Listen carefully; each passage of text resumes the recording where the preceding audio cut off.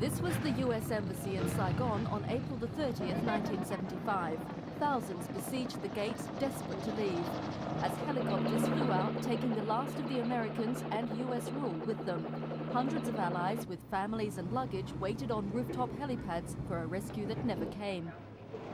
South Vietnamese grabbed a few possessions and fled their capital, fearing the rule of their new conquerors.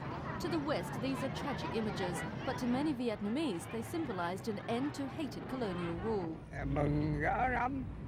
This man says he was happy to be finished with the colonials, both French and Americans. The communists moved in at noon, just hours after the last American helicopter flew out. It was an almost bloodless end to a bloody war. After discussions with his generals, Ho Chi Minh had told his troops to hold fire as they entered the city. At the presidential palace, the South Vietnamese president was led away without a struggle. Some Saigonese cheered their new conquerors. Signs of the old were quickly dispatched.